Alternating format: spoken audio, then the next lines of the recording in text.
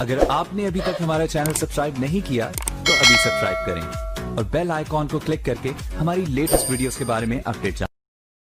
तो हमारे पार्लियामेंट के अंदर 43% पॉलिटिशियंस ऐसे हैं जिनके ऊपर क्रिमिनल चार्जेस हैं और उसमें से 29% ऐसे हैं जिनके ऊपर मर्डर, रेप, फिरौती, ये सारे चार्जेस हैं। और ऐसा नहीं है कि खाली एमपीज ही हैं, हमारे एमएलए भी इसमें पीछे नहीं है।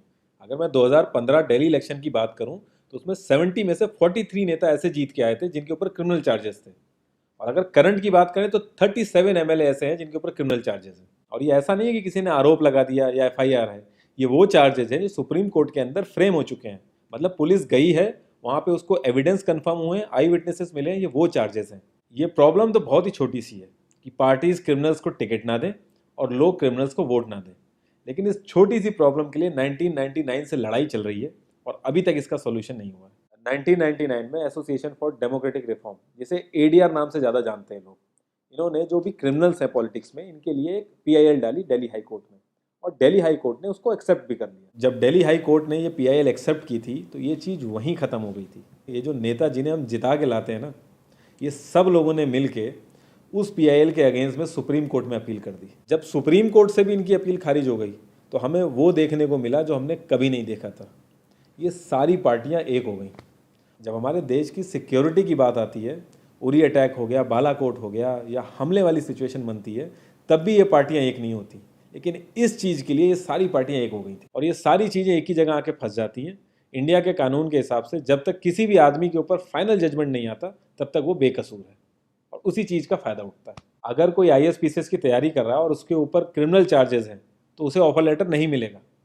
यहाँ तक कि क्लर्क की जॉब के लिए उसको दिक्कत आ जाएगी। लाखों कैदी ऐसे हैं जिन पर अभी जजमेंट नहीं आया है, जो अंडर ट्रायल है, उनको जेल में डाल रखा है।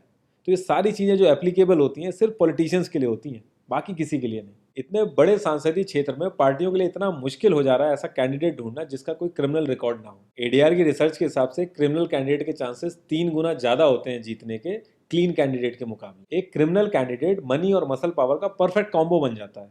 पार्टी के लिए फंडिंग इकट्ठी करनी हो, self financing, black money, campaigning के लिए फाइनेंस इकट्ठा करना हो, हर एक चीज़ में माहिर होते हैं। इसलिए पॉलिटिकल पार्टीज की ये पहली पसंद बन जाती है। पहले लोग इतनी डिमांड में नहीं थे, पहले वही भीड़ इकट्ठी करना, बूथ कैप्चरिंग, इन्हीं सब चीज़ों तक ये लोग लिमिटेड थे। लेकिन ये जैसे जैसे इनकी वर्सेटैलिटी बढ़ती गई, ये पॉलिटिकल पार्टीज की पहली पसंद बनते गए।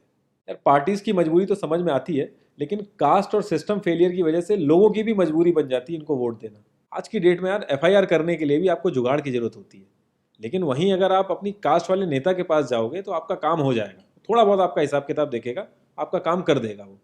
तो ये जो सिस्टम कमज़ोर है, ये मजबूर करता है लोगों को इन लोगों को वोट देने के लिए, और ये लोग पूरा ध्यान रखते हैं कि ये सिस्टम कभी स्ट्रांग ना हो। अगर तुम क्लोजली ऑब्जर्व करो तो हर नेता यही तो समझाने की कोशिश कर रहा है कि सिस्टम सारा खराब है, सिस्टम में ये कमियां हैं और मैं तुम्हें इस सिस्टम से बचा लूंगा।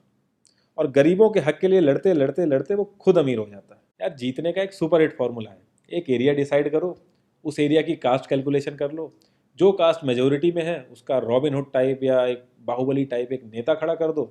जो सिस्टम काम नहीं कर पा रहा है वो काम तुम करने लगो, लोग तुम्हें वोट देने लगेंगे। इन केस अगर कोई ज़्यादा होशियार बन रहा है या लोगों में ज़्यादा समझ आ गई है तो एक छोटा सा दंगा करा दो, लोगों की मजबूरी बन जाएगा तुम्हें वोट करना।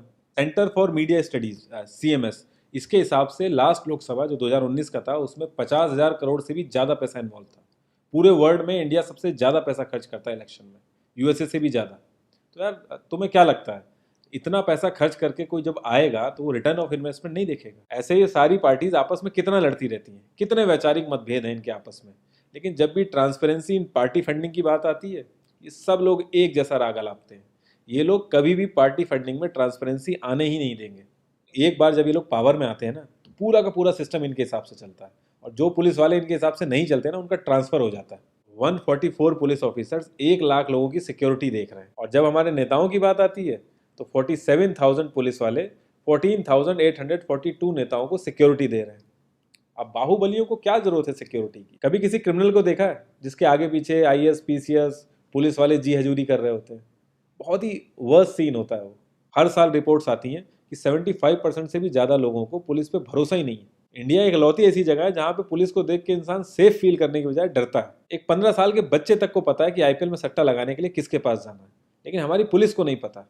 और ये सारा सिस्टम, ये जो वीक सिस्टम है, हमारे नेताओं को बहुत सूट करता है, क्योंकि जिस दिन ये स्ट्रांग हो गया तो इन सब की दुकानें बंद हो जाएंगी।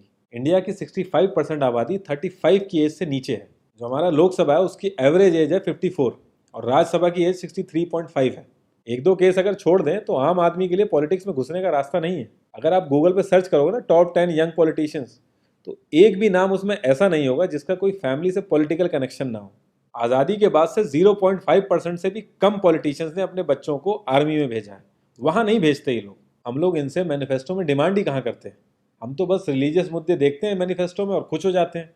इंडिया ने ब्रिटिश पार्लियामेंट्री सिस्टम अडेप्ट किया और उसमें एक बहुत ही इंपॉर्टेंट चीज़ है शैडो कैबिनेट, वो हमने छोड़ दी। इसके बारे में बहुत ही कम लोगों को पता है और ये लोग हमें पता लगने भी नहीं देते। तो इसमें होता यह है कि अगर मैं फाइनेंस मिनिस्ट्री का ही एग्जाम्पल लूँ तो जो भी रूलिंग पार्टी का फाइनेंस मिनिस्टर है उसके पैरेलली एक ऑपोजिशन का भी फाइनेंस मिनिस्टर असाइन हो जाएगा और जो रूलिंग पार्टी का फाइनेंस मिनिस्टर है उसकी एक्टिविटीज़ को ऑपोजिशन का फाइनेंस मिनिस्टर लोगों तक पहुंचाएगा। और इसी तरीके से हर डिपार्टमेंट में होता है और लोगों के लिए बड़ा बेनिफिशियल रहता है ये, क्योंकि एक छोटे से छोटे काम के लिए हमारे इंडिया में बहुत सारी मिनिस्ट्री इन्वॉल्व रहती हैं, तो एक्चुअल में किस नेता की गलती है पता ही नहीं चल पाता है। इस तरीके के बहुत सारे कॉन्सेप्ट हैं जो हम लोगों को पार्टी से मैनिफेस्टो में डिमांड करने चाहिए, क्योंकि हम लोग तो हमेशा मंदिरों और मस्जिदों के लिए ही लड़ते हैं। ये सारी चीज़ें एकदम से तो सही हो नहीं जाएंगी, लेकिन एक चीज़ हमारे हाथ में है कि यार हम कम से कम किसी क्रिमिनल को तो वोट ना दें। और ऐसा तो होता नहीं कि सारे के सारे लाइन से क्रिमिनल ही खड़े हो जाते हैं।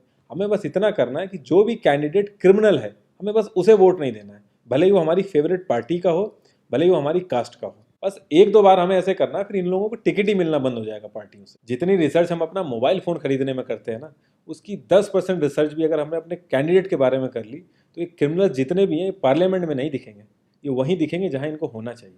लास्ट में एक ही क्वेश्चन पे मैं इस कॉन्वर्सेशन को एंड करूँगा कि पॉलिटिक्स अगर समाज सेवा है तो सैलरी क्यों, और अगर नौकरी है तो एग्ज़ाम और क्वालिफिकेशन क्यों नहीं। अगर आपने अभी तक हमारा चैनल सब्सक्राइब नहीं किया तो अभी सब्सक्राइब करें और बेल आइकॉन को क्लिक करके हमारी लेटेस्ट वीडियोस के बारे में अपडेट